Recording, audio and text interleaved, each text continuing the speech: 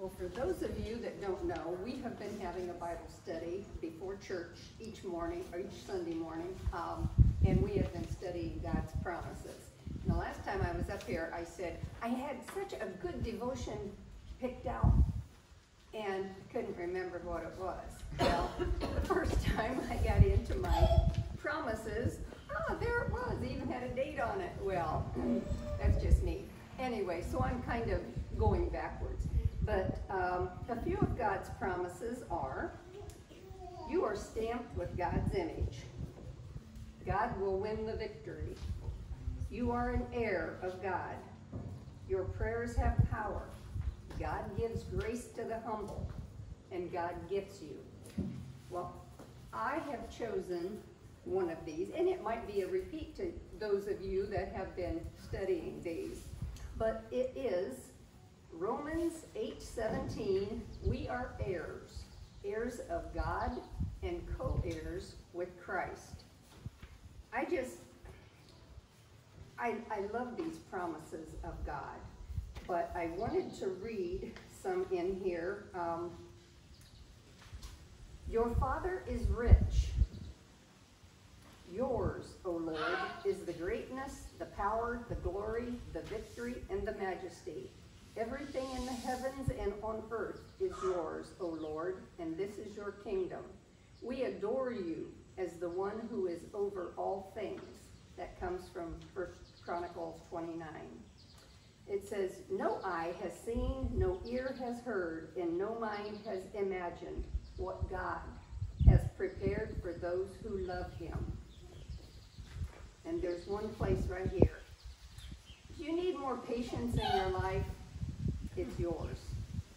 Need more joy? Ask for it. Running low on wisdom? God has plenty. Put your order in. I loved those questions and answers. I just think we all need to pay more attention to what God is telling us. Get in his word and study his promises. It's just awesome the way little things like that, those questions just really spoke to my heart, and I thought, it's yours. You know, just ask. So that's what I have for you this morning. Thank you. Now we can sing. Now we can sing. Now we can sing. Does everybody have the paper with the songs on it? Nope. Nope? Nope, not everybody.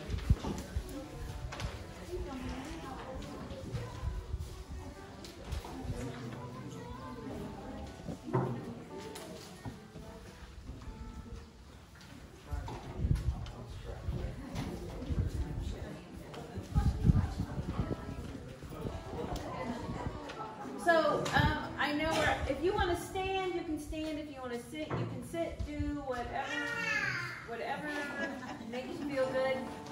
Yep, you can stand up there all you want now. So the first song we're going to sing is Jesus' Name Above All Names.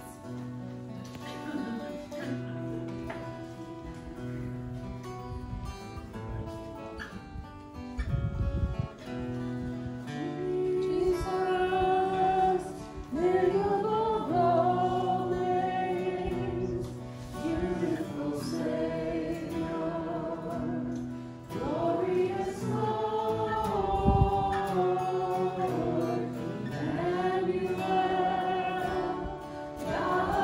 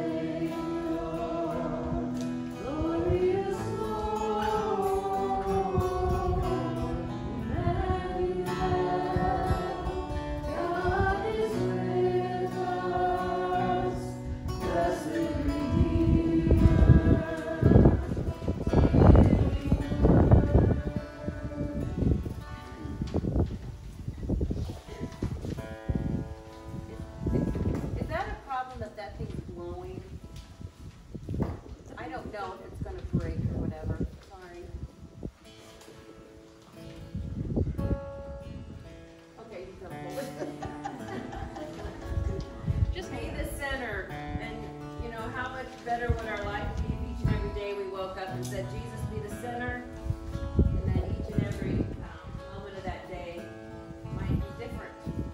So, be the center.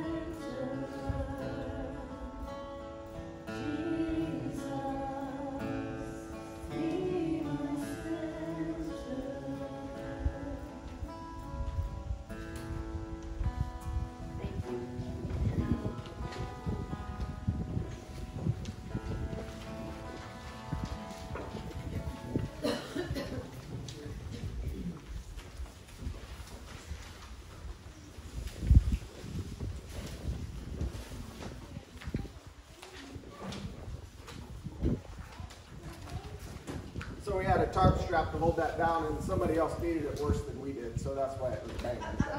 So if it gets to be too much wind, we'll put it down, and Robin can go out there and hold it. Okay. So, how many of you have heard about the autonomous highway up in Michigan? No? Huh? You're talking about the one that runs all the way up there, all the way to the south, Lord? No? No, different highway. Yeah. So an autonomous highway is a highway built for automatic cars. Okay. They're going to take a 40-mile stretch up in Michigan and build it specifically for automatically driven cars. That's an autonomous highway. How many of you heard of the automatic cars? How many of you know that there are different levels of automatic cars? Oh, you've been studying them. So I'm going to give you a lesson on autonomous cars.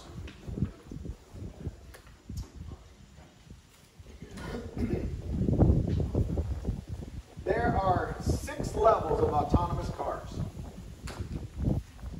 The first one is level 0. All major systems are controlled by humans. Level 1 is certain systems, such as cruise control or automatic braking, may be controlled by the car one at a time. So you can't use them both all at the same time. Level 2, the car offers at least 2 simultaneously automated functions like acceleration and steering, but requires humans for safe operation. So that would be like, have you seen the cars that park themselves? Where they're steering and they're doing everything. But to drive them down the road, you still got to drive them by person. So level 3, and they call that hands off. So you don't need your hands on the wheel.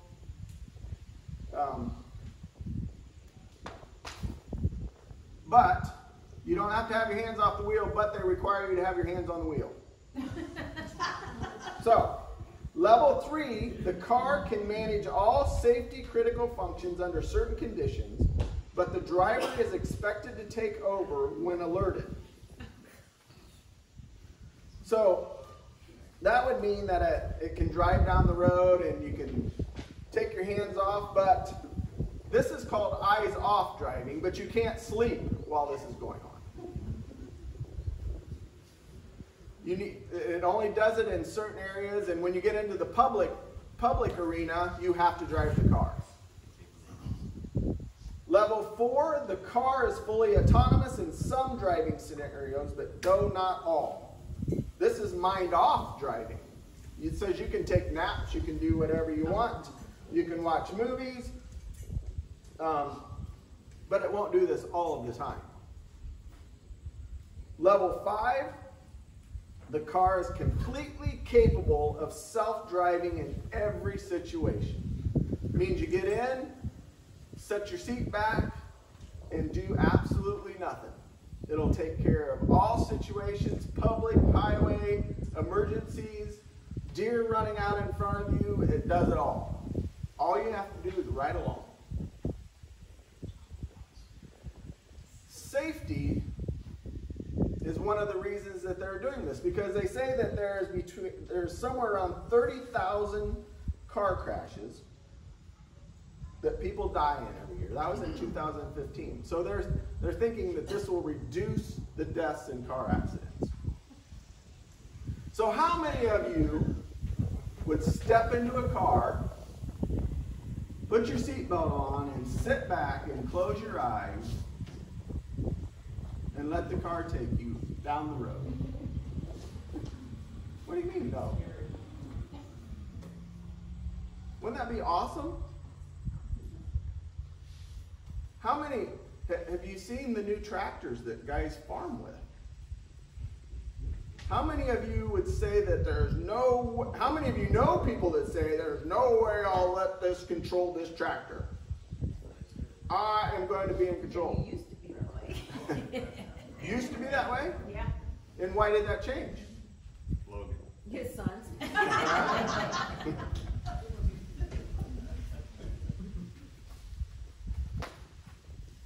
So why would you not do that? Why would you not get into a car and say, I want to go to Los Angeles, California? What? Price tag. All about the money. Trust. I don't know the safety record of the people who built them. I want to see their driver's license. I want to see how many tickets they got. Especially drunken driving tickets, okay? No, that's not going to happen. No. Yeah, but there are lawyers who have committed lots of crimes but are really good lawyers. So a person who develops an autonomous car may do that really well, but driving they do horribly.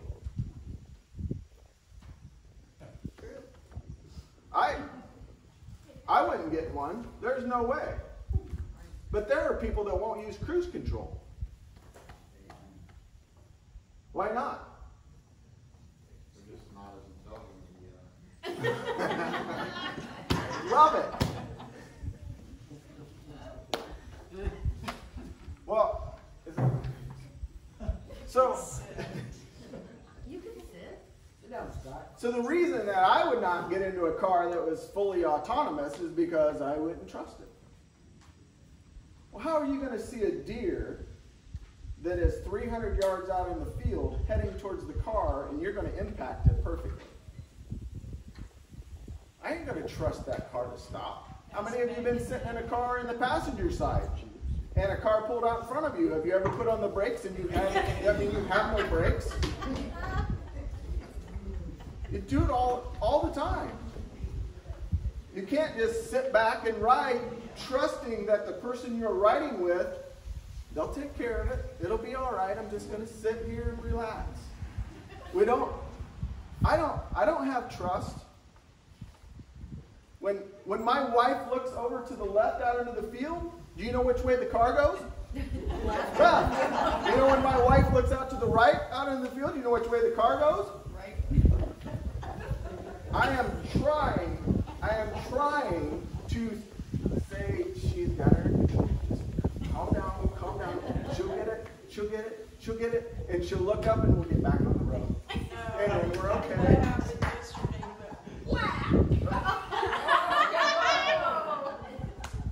Okay, I wasn't going to bring that up, but why did I hit you? Because you were talking on the phone. And why did I feel it necessary to smack you?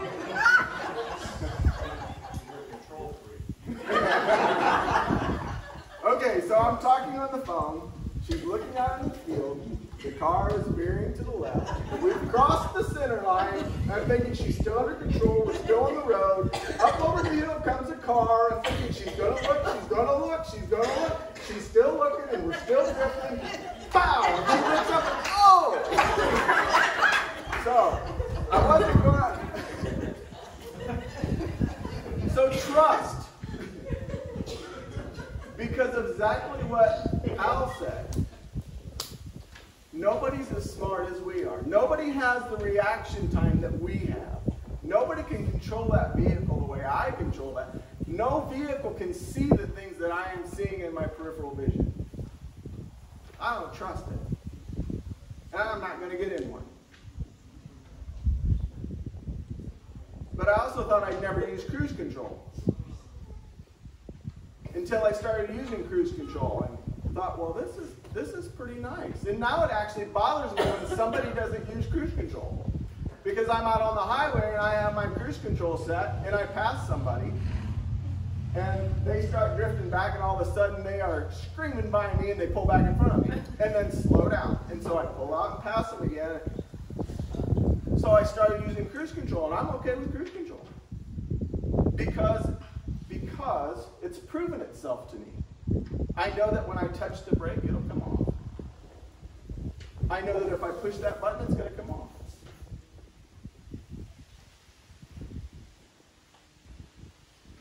So autonomous cars have little eyeballs that send out sensors. So they go out and come back. They go out and come back. And this identifies, it helps them identify how close they are to the road, the line in the road. They'll say, this is where I need to be. I need to stay this amount from that line, this amount from that line. They have eyes looking out saying that there's danger coming. Slow down. There's eyes that look ahead that say there's danger coming. I need to slow down. I don't want to run up on that car.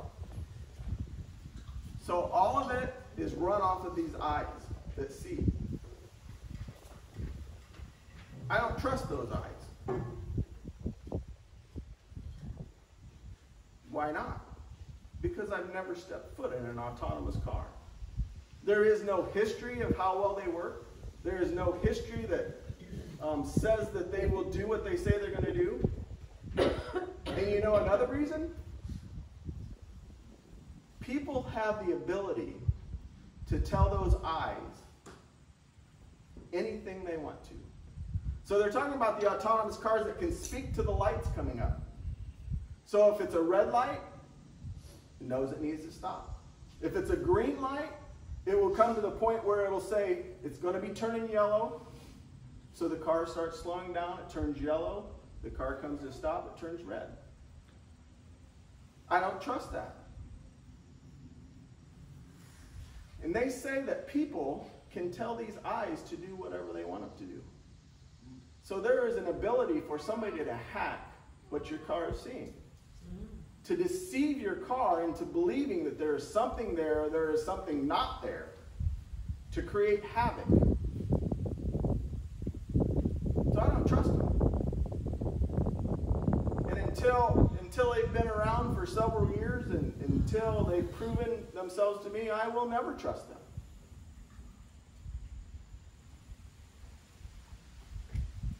So the reason that I bring this up is because we've been talking about trust and faith in a God. There are different levels of faith and trust in God. The first level is, I'm staying in complete control. I will not hand over any control to God. And then it goes up all the way to, I can sleep in the car, and I am at complete peace, knowing that this car is in control. So it goes from 0 to 5. And there's all the levels in between. How many of you are at level 5, where you are, no matter what happens, I'm going to keep moving forward, trusting that everything is going to work out perfectly? That's a work in progress. That's hard to do. How do you get to that point? You know, for me to get to that point, I'm going to have to go to level 1. I'm going to put a little bit of trust in that car. And when I use it for a while and see that, hey, this is pretty nice, it actually works, then I can maybe put a little more trust into level 2 autonomous car. And this tractor's going down the field, and it is perfectly in line with the last row. And we're not wasting any space. We're not wasting any fertilizers. This is really working out. 7 mile an hour is different than 70 though.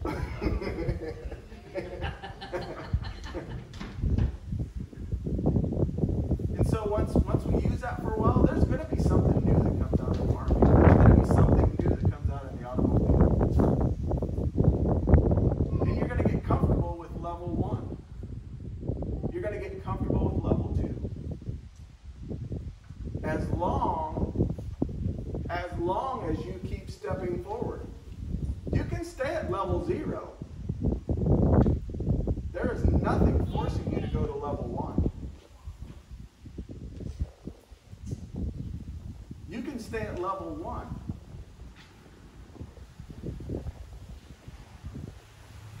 But the only way you're going to make steps up to where you are at complete peace in every situation, in every relationally, cancer, physical, financial, the only way that you're going to get rest and peace is till you get to level 5. So every step you take, you're a little bit more comfortable.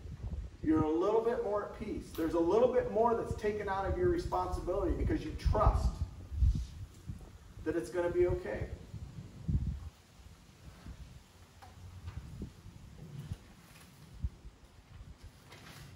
So some of the reasons that I don't move forward in my walk with God, in my spiritual journey, is because of Satan. Satan can deceive me into believing that I see something that I don't see, that I believe something. He can talk me into believing something that is not true. And so then, if that happens, I'm going to be scared to take a step because Satan is that good. Ephesians 6:11 says, put on the full armor of God so that you will be able to stand firm against the schemes of the devil. Genesis 3, verses 4 through 5, the serpent said to the woman, you surely will not die, for God knows that in the day you eat from it, your eyes will be opened, and you will be like God, knowing good and evil. You can be in control. 2 Corinthians 11:14. No wonder, for even Satan disguises himself as an angel of light. So I've been burnt before. And it hurts. So I don't want to put myself in a place to get burnt again. So somebody deceives my car into thinking that there is a deer when there's not a deer, and my brakes are slammed on while I'm resting and I'm thrown into the windshield.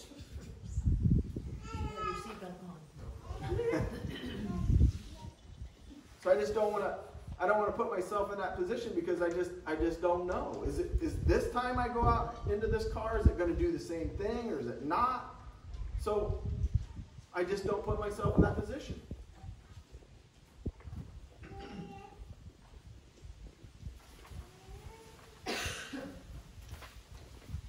So when I'm going out in life, and I think, I'm reading my Bible, I'm studying, praying, thinking, getting close to God,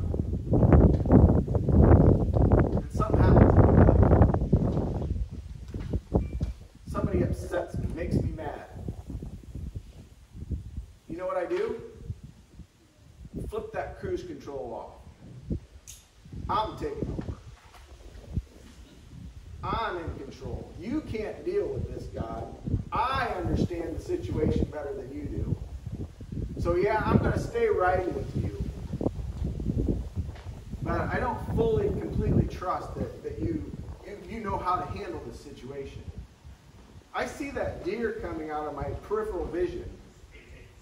So boom, I'm taking this off cruise control because I'm going to make sure that I don't hit that deer.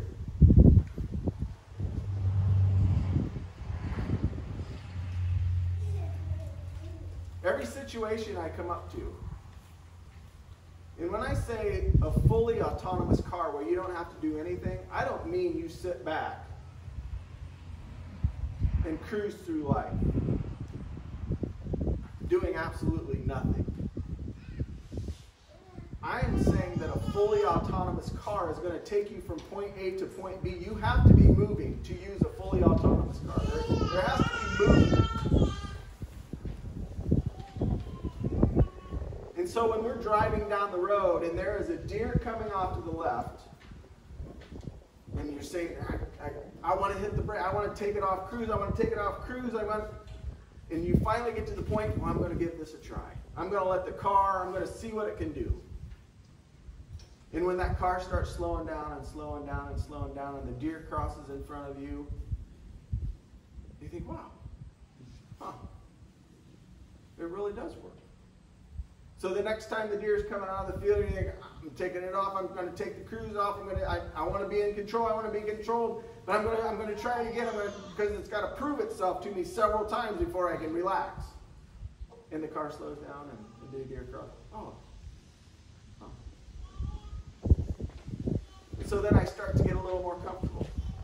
Every time that I put myself in that position, every time I trust that God knows what he is talking about and that he is in complete control and that he will take care of every situation, unless I am in that position to try that out, I'll never trust him. Never trust him. So, in our Bible study this morning was a perfect illustration. The way this person normally reacted to some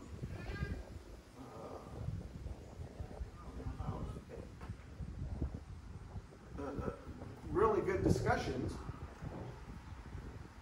was to just mouth off, mouth back.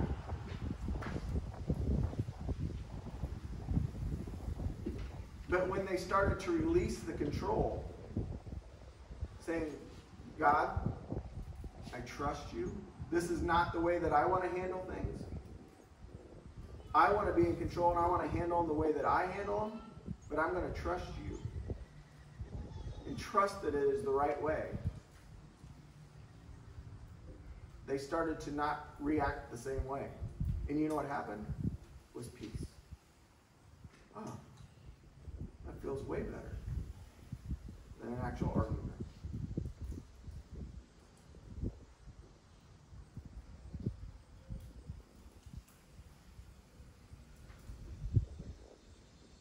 Most of us, no, not most of us, a lot of us are scared to give up control of our life, of our finances, of our relationships,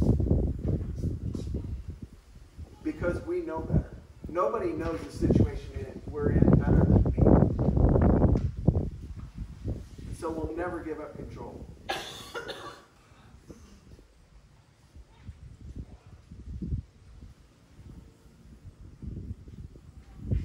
want to go to sleep at night? You know when a sheep, when sheep sleep, you know what it takes for sheep to sleep?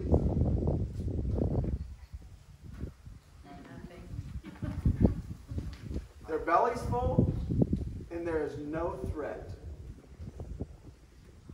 When their belly's full and there's no threat.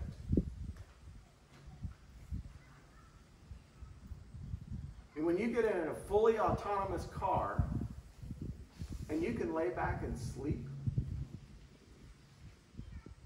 and allow that car to be in complete control, for me to sleep, I need to be my belly full, and I need to know that there is no threat. Because when there is a threat, my mind will not quit working.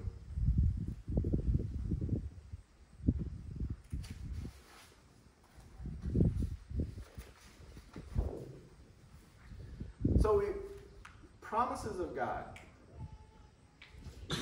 Week after week after week, we talk about the Bible. How important it is to read the Bible. People read the Bible to know the Bible, so you know the stories. That's good. That's a start. But to know the stories of the Bible doesn't transform your life.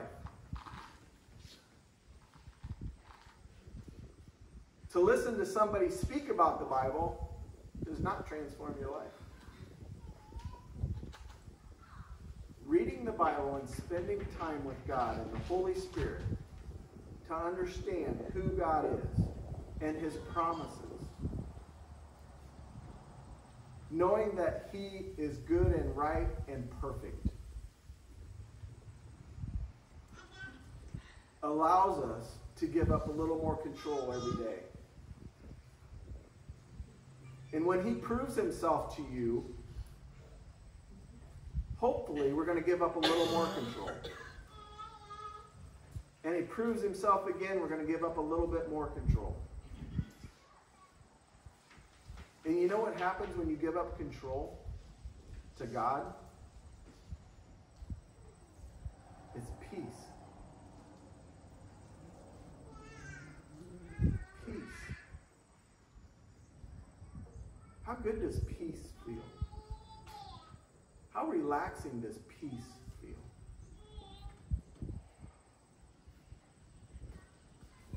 Philippians 4:11 through 13. Philippians 4:11 through 13. I am not saying this because I am in need, for I have learned to be content, whatever the circumstances. I know that what it is to be in need, and I know what it is to have plenty. I have learned the secret of being content in every situation, whether well-fed or hungry, whether living in plenty or want. I can do this through Him who gives me strength. Contentment. Does discontentment cause unrest? Does discontentment cause you to do things that maybe aren't necessary? You know, I've talked about me and my wife before. We lived in a beautiful home. A home that I thought about ever since my childhood. Had a pond and 5 acres. We loved that place. But you know what? We had to work our tail off for that place. We put money and time, and it got to the point to where we couldn't enjoy it. I was going all the time, and we downsized. We went to a double-wide trailer after leaving that place. And you know what I thought happiness was living in that beautiful place. But until I realized that that's not what happiness is about, and I was content living in a double-wide trailer, working at a job that paid less than half of what I was making, that felt good. I no longer had to go out of town week after week, come home and spend hours upon hours taking care of a property, and then packing up Sunday night being mad because I had to leave again. I love that place. I would love to be there again. But I'm content at either place. Contentment is putting trust in God. Because you're not taking what the world thinks of you into consideration. Because we know God loves us, whether we're in a beautiful house, or an old house, or a trailer, or a camper, or living on the streets. We trust that God will take care of us in all those situations.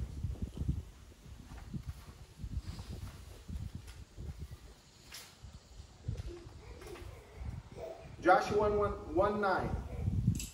Have I not commanded you, be strong and courageous? Do not be afraid. Do not be discouraged, for the Lord your God will be with you wherever you go.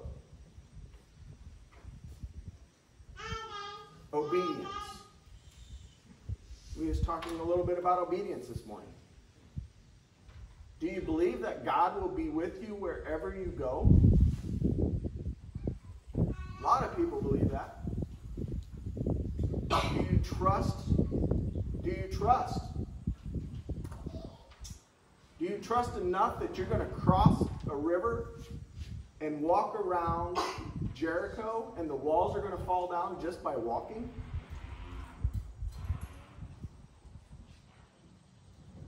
These promises have been proven over and over and over again. Until we enact that in our own personal life, we can say, yeah, that's good enough for Joshua and the Israelites.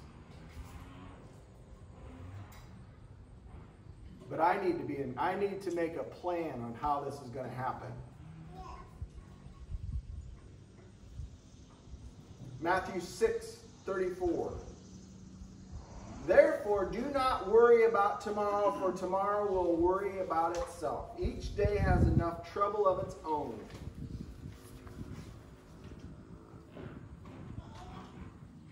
Everybody good with that one? No worries? No stresses? Yeah, no, take cruise control off. You don't know how to take care of tomorrow, God. I need to worry and stress. Tell me how that helps when you worry and stress out about things. Never, but yet we throw the cruise control off and we do it continually, constantly, every day.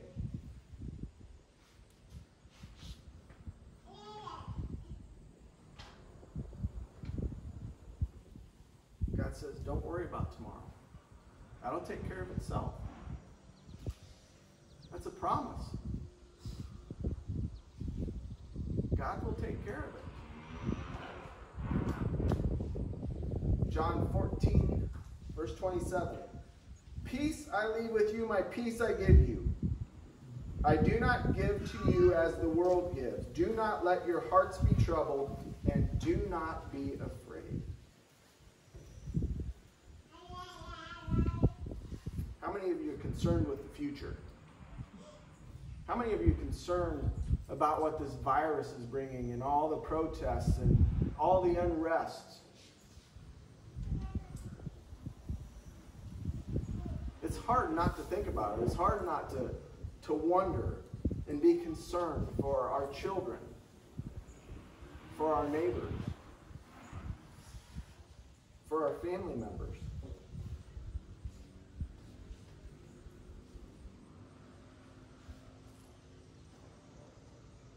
But peace as we see it, as the world sees it,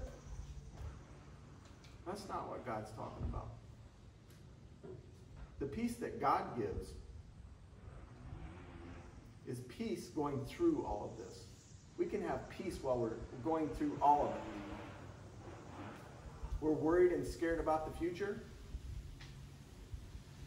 If you are an autonomous car that is a level 1, 2, 3, 4, or 5, death.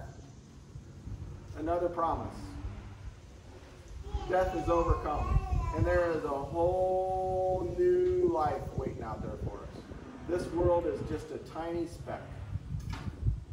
That's a promise. We can take hold of that. We don't have to fear anything, even death.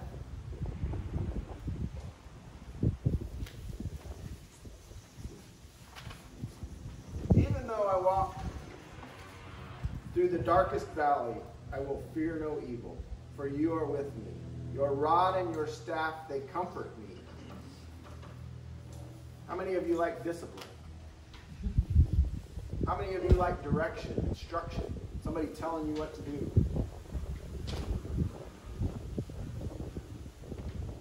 Your rod and thy staff, they comfort me.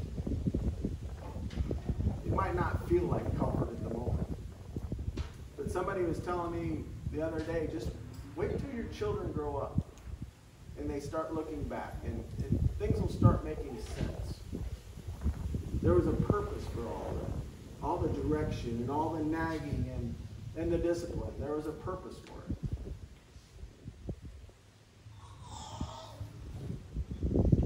So you can count on it if you are a child of God, you're going to get disciplined once in a while. You can count on it if you are a child of God, you're going to get direction.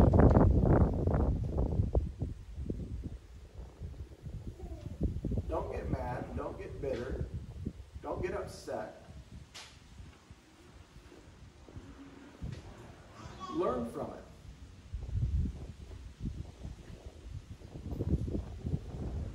It brings peace. Peace. I don't even know how to explain how important peace is in every situation. Because we're going to get involved in every situation. Isaiah 41:10. So do not fear, for I am with you. Do not be dismayed, for I am your God. I will strengthen you and help you. I will uphold you with my righteous right hand. John 16:33. I have told you these things so that in me you may have peace. In this world you will have trouble, but take heart. I have overcome the world.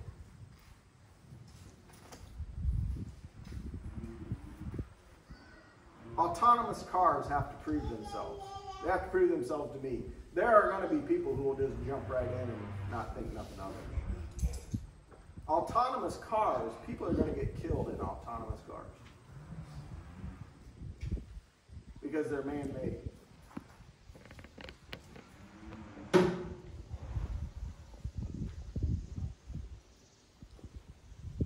The God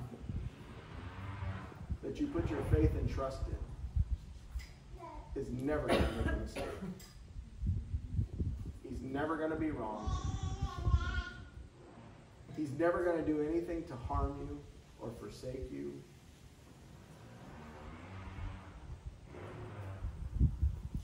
And he will give you peace that you can't even explain. But you have to continue moving forward from point A to point B. So you can either stay in control, be at a level 0, drive your own car, be in complete control, be at complete unrest, or you can start giving up. Start giving up some of your control, little by little, and allow God to prove himself to you.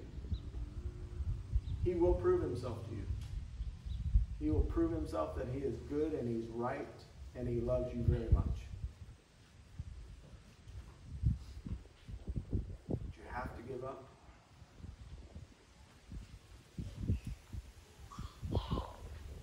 You have to have faith and trust. People are going to put faith in little eyes on the sides of cars that they know nothing about. We're putting our faith and trust in a God we cannot see, but has proven himself time and time and time again. So allow God to be in complete control.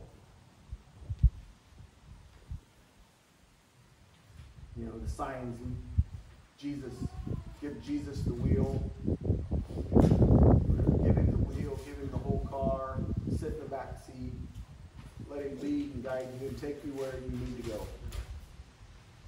And be at rest and in peace. Let's pray.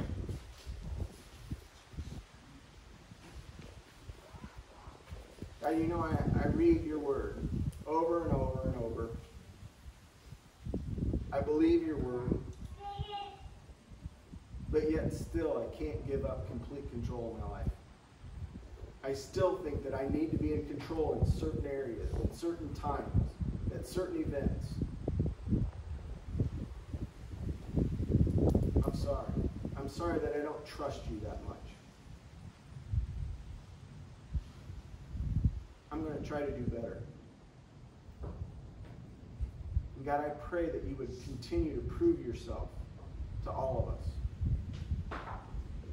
When we have to do things that are uncomfortable, when we have to humble ourselves in situations we don't want to, and that peace overcomes us. Make that well known to us, that peace comes from you. See, all you got to do is just listen to me. What I say is true and right. God, make that peace so evident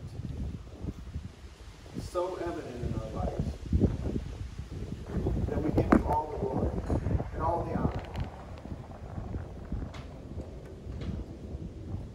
So God, I'm asking you that you would put us in situations this week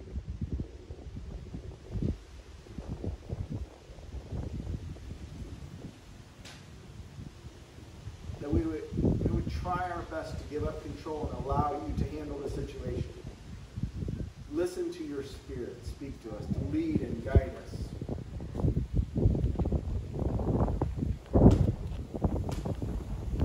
So that we're not deceived into doing something wrong, hurting somebody's feelings, hurting somebody's hope. God, help us to trust in you more and more every day. God, one time this week, show up in a mighty way in our lives by giving us peace that surpasses all understanding, because we give up our